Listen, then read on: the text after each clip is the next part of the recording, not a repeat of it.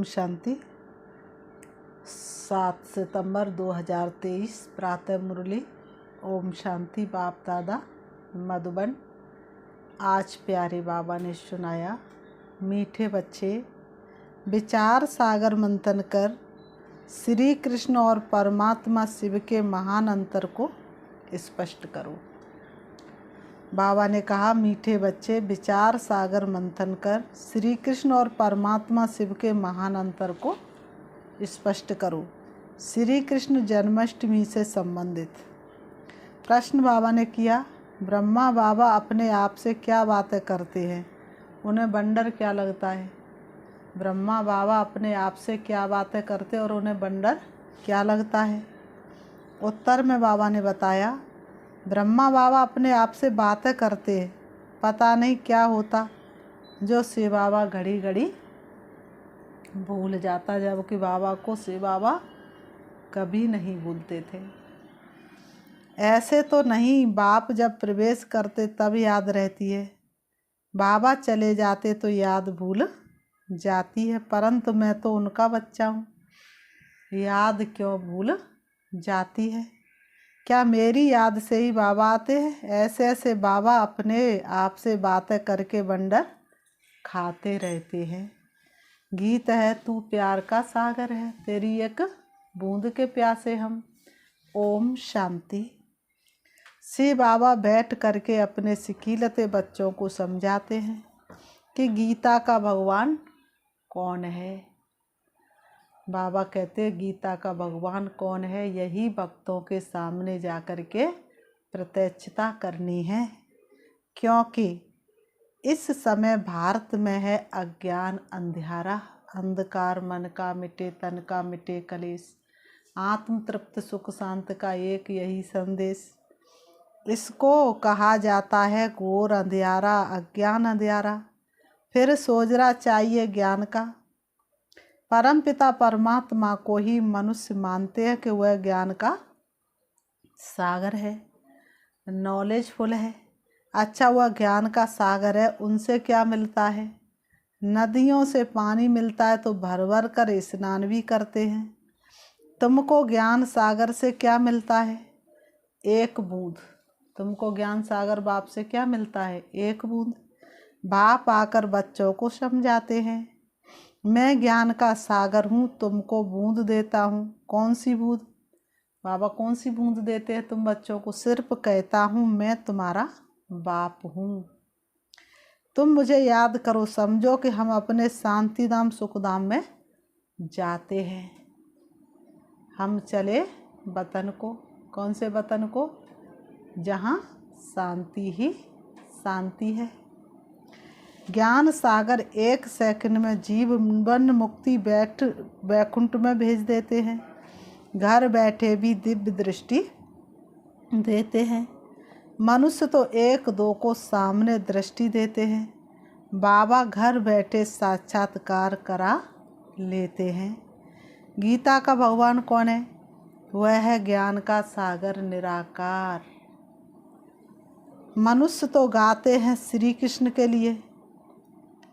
बाबा ने कहा, अब तुमको समझाना है, श्री कृष्ण ने ज्ञान नहीं सुनाया। पहले पहले तो कहते हैं श्री कृष्ण ने माता के गर्भ से जन्म लिया, कंसपुरी थी, फिर आवाज़ हुआ, हे कंस, तुमको मारने वाला आ चुका है। बताओ कैसी कैसी बातें शास्त्रों में बैठ करके भक्तों ने बनाई हैं। ये तो जानते हो सब असुर हैं। कंस, जरासंधी, अकासुर, बकासुर, पाप आत्मा सबका विनाश करने के लिए उनका जन्म दिखाते। किनका? श्री कृष्ण का। कितने सारे असुर बढ़ गए थे, तब श्री कृष्ण का जन्म हुआ।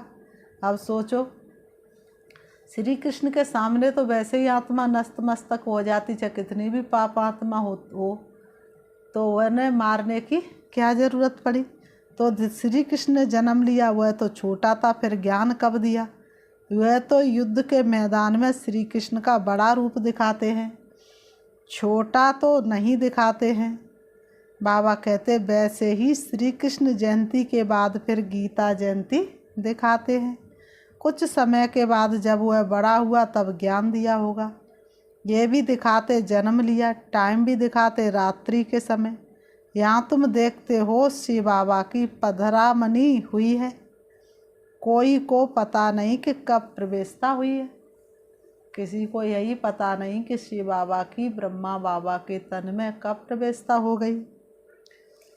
शिव बाबा तो बच्चा बना नहीं, वह तो बूढ़े वानप्रस्थ अवस्था में आया है। कब आया उनकी डेट है नहीं। श्री कृष्ण की तो तिथि तारीख है और वह गर्भ से पैदा हुआ है। यहाँ शिव बाबा तो ज्ञान का सागर है, उनको छोटा होना नहीं है जो फिर बड़ा होकर ज्ञान सुनाए। श्री कृष्ण का जन्म तो स्वर्ग में हुआ, वह किसको राजयोग सिखला न सके, क्योंकि खुद ही राजा है। तो वह उसे राजयोग सिखलाने की क्या दरकार है, वह तो खुद ही राजा है। बरोबर तुम जानते हो निराकार बाप ही आकर के राजयोग सिखलाते हैं। ब्रह्मा बाबा के तन के द्वारा राजयोग सिखलाते, अर्थात राजा बनने का योग सिखलाते हैं। पतितों को पावन राजाओं का राजा बनाते हैं। उस हद के रात और दिन तथा इस बेहद के रात और दिन के अर्थ में भी फर्क है। ये है संगम, जबकि ब्रह्मा की रात पूरी हो, ब्रह्मा का दिन शुरू होता है। ये है बेहद की रात्रि, अज्ञान अंधियारा, चारों तरफ क्या है, अंधियारा ही अंधियारा तो है। दिन होते हुए भी रात्रि, जो काम पहले रात्रि में नहीं होते थे वो सरेआम दिन में होते हैं। सतयुग में है सोजरा, उस रात की बात नहीं, वह तो श्री कृष्ण का जन्म रात में मनाते हैं। वह हुई हद की बात, यह है बेहद की। बाप कहते मैं आता हूँ, मेरी कोई तिथि तारीख नहीं। कृष्ण राम आदि की तो तिथि तारीख है, मुख्य है ही दो। बाबा ने कहा मुख्य है ही दो। अभी श्री कृष्ण जयंती आती है ना, आने वाली है ना श्री कृष्ण जयंती, तो बाबा ने कहा उन्हों को समझाना है। कृष्ण तो छोटा बच्चा है, रात और दिन तो ब्रह्मा का गाया जाता है। ब्रह्मा का दिन श्री कृष्ण है और ब्रह्मा की रात ब्रह्मा है। ब्रह्मा ही फिर सो क्या बनते हैं, श्री कृष्ण बनता है। वह तो समझते कृष्ण भगवान है, वह हाजरा हजूर है, तो इस पर भी समझाना है।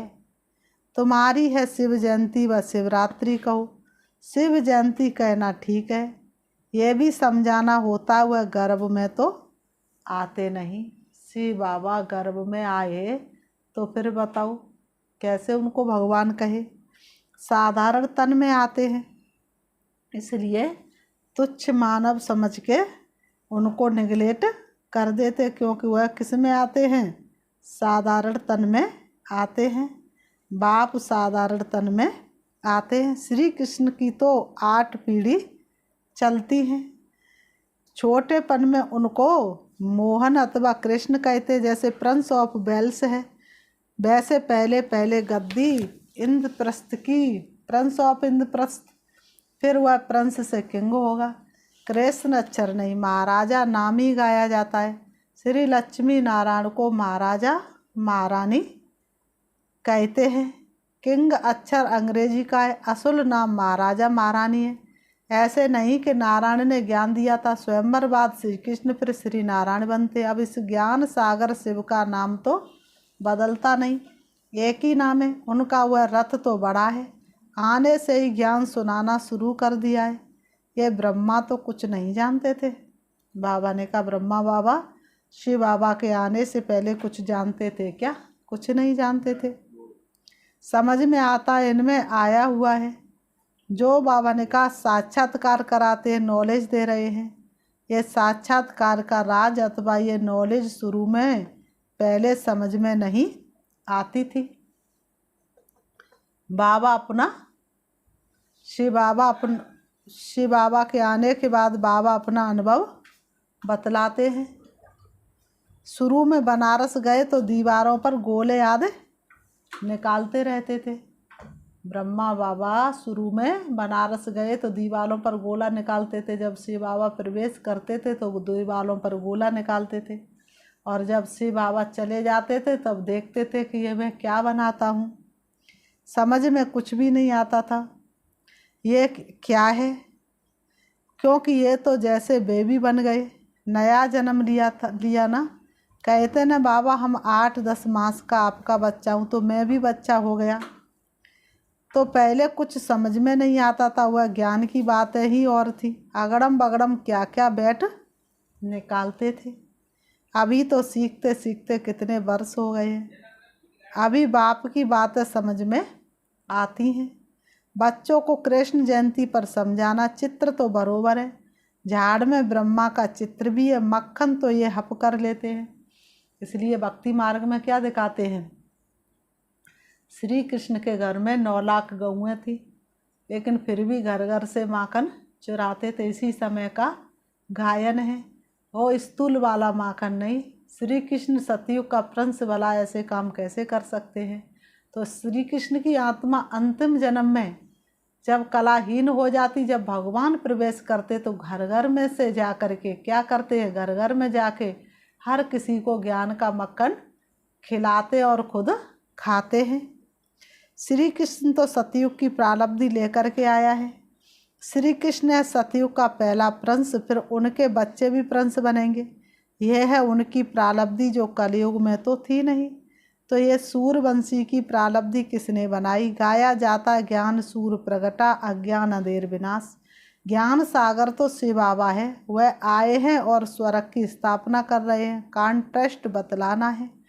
श्री कृष्ण कैसे गर्भ में आया दिखाते, वहाँ कंस जरासंध आदि थे, परंतु वहाँ सतयुग में असुर तो हो ना सके। असुरों और देवताओं की लड़ाई दिखाते हैं। तो जरूर असुर कलयुग अंत में होंगे, देवता सतयुग आदि में होंगे। कलाहीन होते होते कलयुग के अंत में आए तो असुर कोई सींग वाले असुर नहीं, क्या आसुरी गुण वाले बन गए मनुष्य।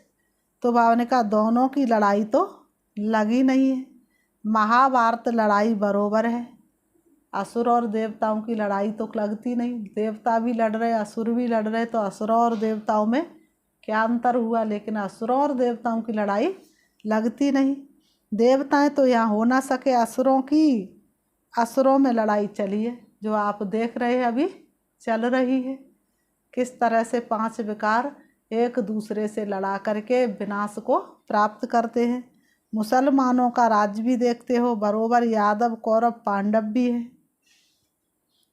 पांडव है नॉन वायलेंस योग बल वाले। यहाँ तो रक्त की नदियाँ बहती रहती हैं, खूने नायक खेल तो जरूर होने ही है। तो बाबा कहते यहाँ तो रक्त की नदियाँ बहती रहती हैं। दुश्मनी तो है ना, कैसे एक देश दूसरे देश पर आक्रमण करते, दुश्मनी तो है ना। पार्टीशन में रक्त की नदी अच्छी ही बही थी ना, भाई भाई के युद्ध हुई, भाई भाई तो है ना, आत्मा आत्मा भाई भाई तो है ना।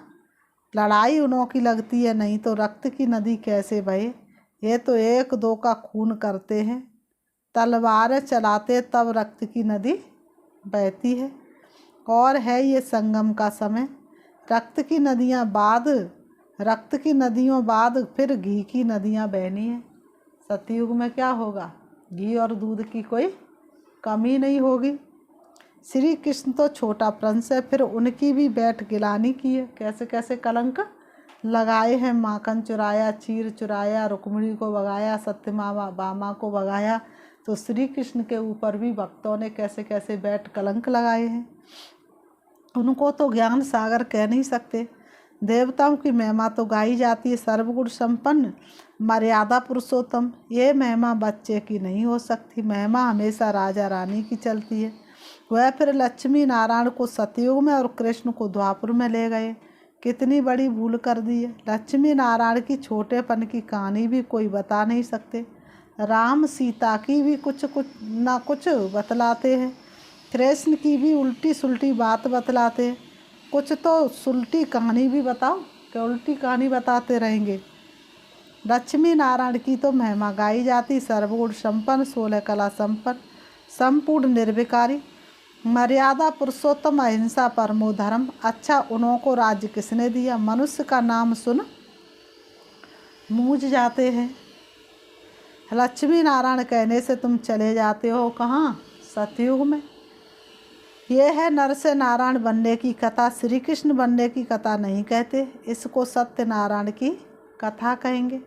सत्य कृष्ण की कथा नहीं कहा जाता। सच्चा बाबा ज्ञान सागर ये कथा सुनाते हैं।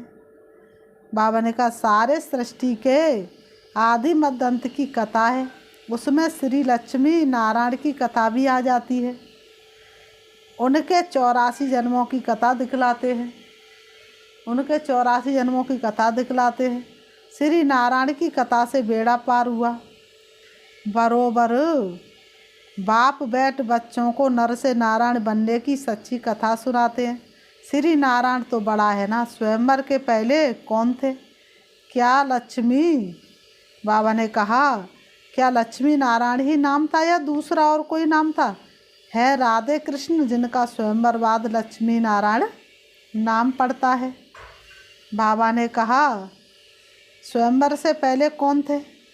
बाबा ने कहा बाबा ऐसे निबंध देते फिर तुमको विचार सागर मंथन करना चाहिए। पहले नंबर की भूल ये है, तुम जानते हो अभी है कलयुग, यादव कौरव पांडव भी है, कलयुग का समय भी है, कलयुग के बाद जरूर सतयुग होगा। बाप कहते हैं मैं गाइड बनाया हूँ रावण के चंबे से छुड़ाए वापस ले जाने, आत्मा को ही ले जाऊंगा।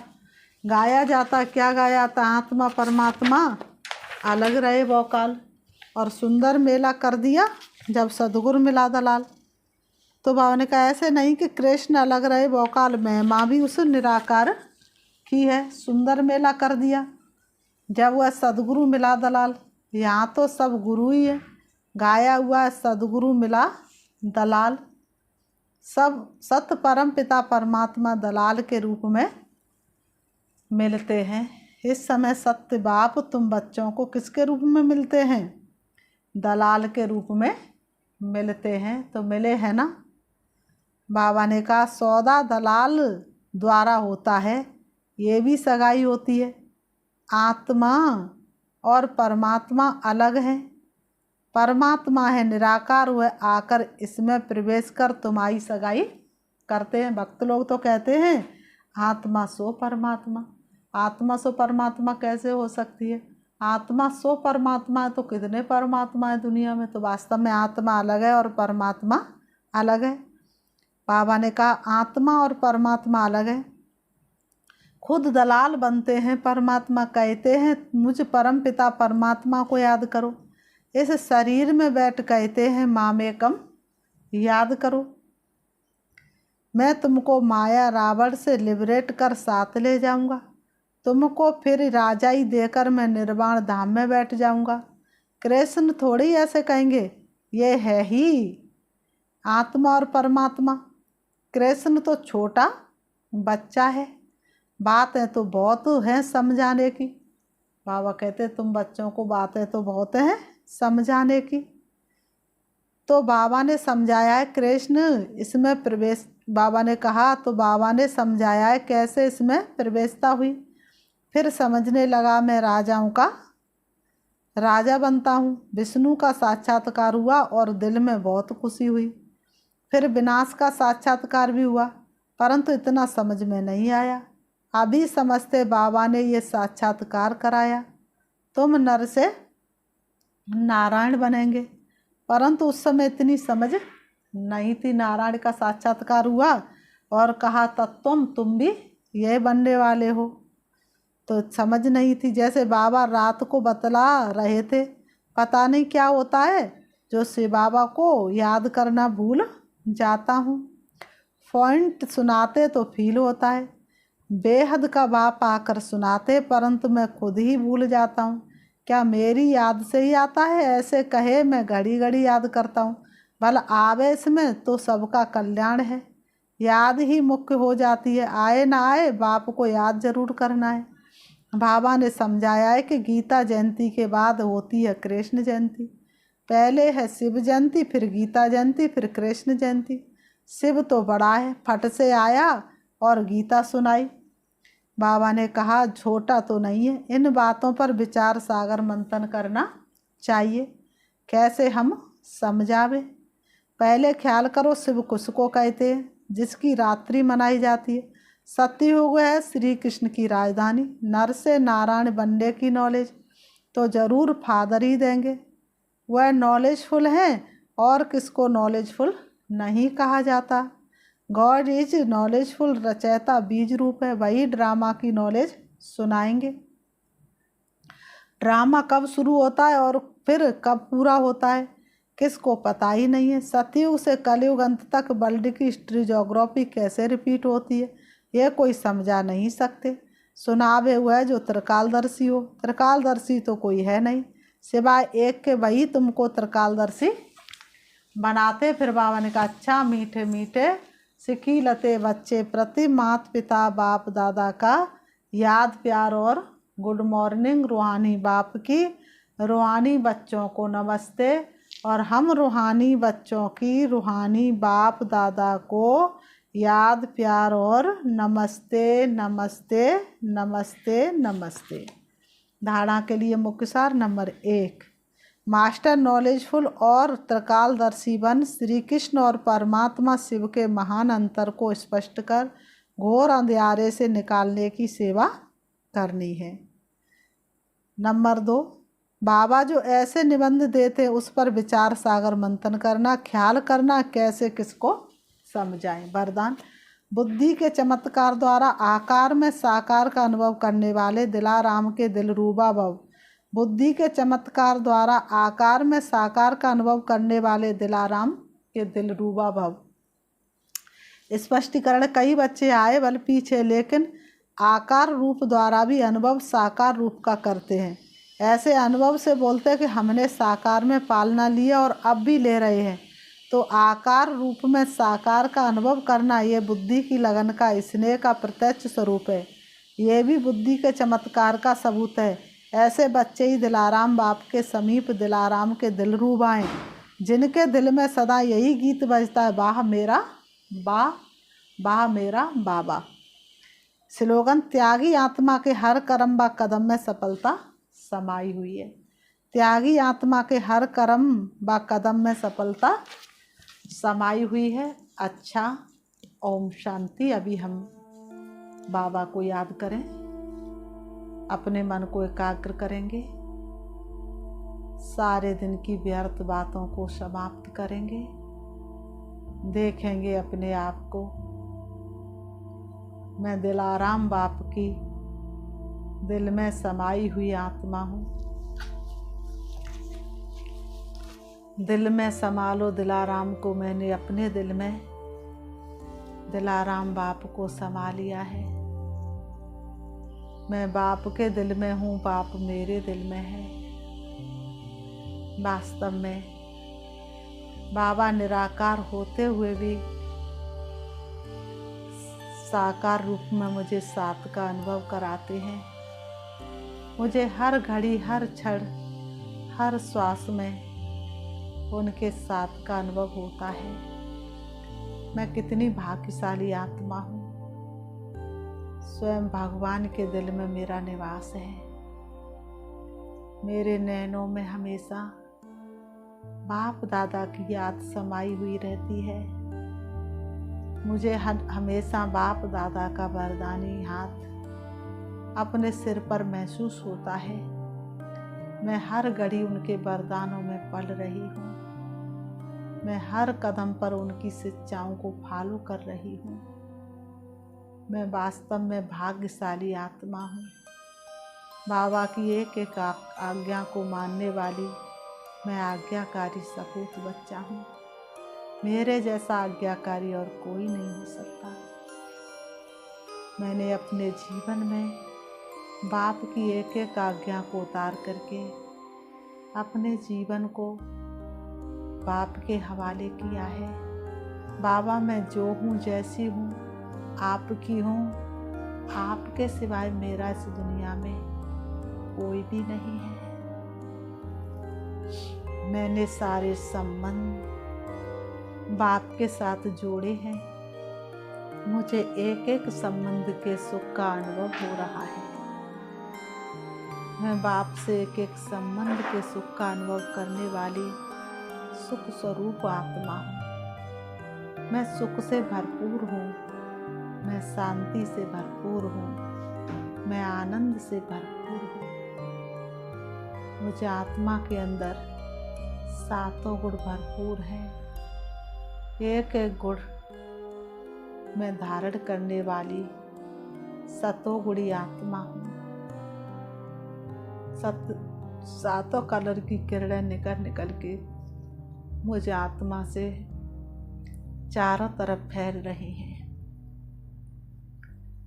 और प्रत्येक आत्मा मुझसे शांति का अनुभव करके जाती हैं, सुख का अनुभव करके जाती हैं।